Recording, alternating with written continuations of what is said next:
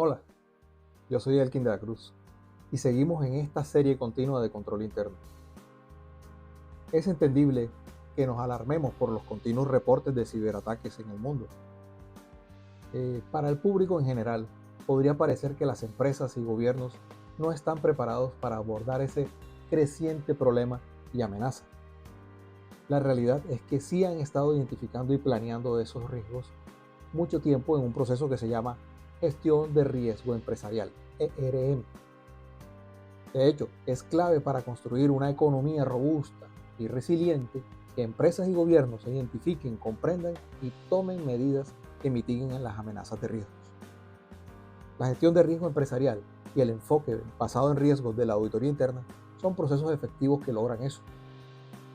En mis años de experiencia como control interno, he tenido muchas oportunidades de aplicar el proceso de auditoría interna basado en riesgos en organizaciones privadas básicamente, con buenos resultados y muchos beneficios. ¿Por qué funciona tan bien? Bueno, porque elevan la función de auditoría interna de simple o un aseguramiento sobre temas de cumplimiento de alguna norma a realmente comprender los riesgos claves y cómo impactan a la organización. Además, la auditoría interna ofrece a la organización un proceso eficaz para tener una imagen más clara de cómo las diferentes áreas de la organización interactúan e influyen mutuamente. Un enfoque de auditoría interna basado en riesgos puede ser dividido en tres componentes. Anota. Considerar los objetivos y operaciones corporativas. Identificar los riesgos para lograr esos objetivos. Y sugerir remediación para mitigar esos riesgos. ¿Okay? Su objetivo clave es asegurarse de su función de auditoría interna que se alinea con los objetivos y prioridades de la administración. Por eso, es importante comprender los roles y responsabilidades de cada parte interesada involucrados en ese proceso. Hay un modelo de 3 líneas de defensa que muestra claramente esos 3 roles. La primera línea de defensa comprende gerentes operativos que en última instancia son los responsables de gestionar sus riesgos. La segunda línea de defensa involucra a quienes supervisan los riesgos, como la gestión de riesgos y cumplimiento.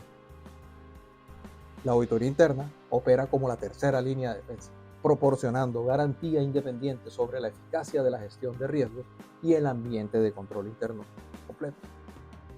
Entonces, comprender bien estos roles y responsabilidades hará más fácil identificar y evaluar los riesgos, priorizar qué riesgos se deben gestionar más y en última instancia hacer que la auditoría interna asegure a la dirección sobre cómo se aborda y mitiga cada riesgo.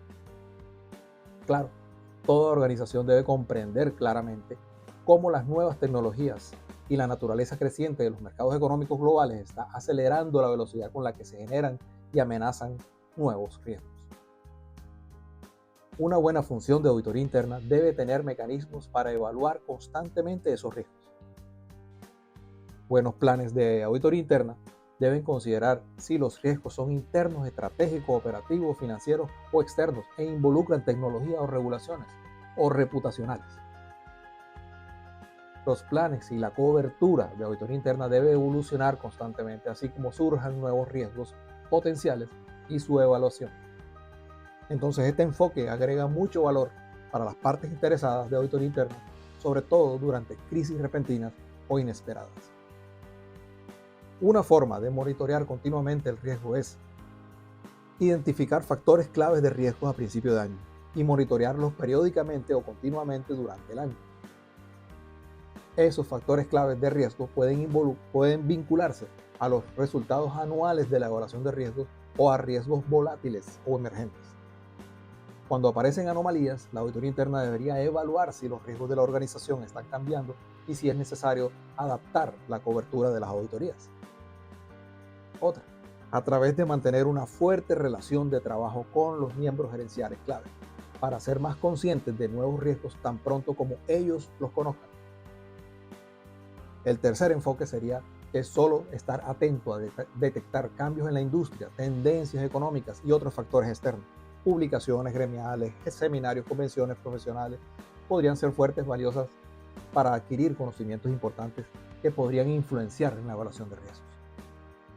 Bueno, estas son algunas ideas sobre cómo las empresas y gobiernos gestionan el riesgo y se mantienen alerta a cambios y riesgos.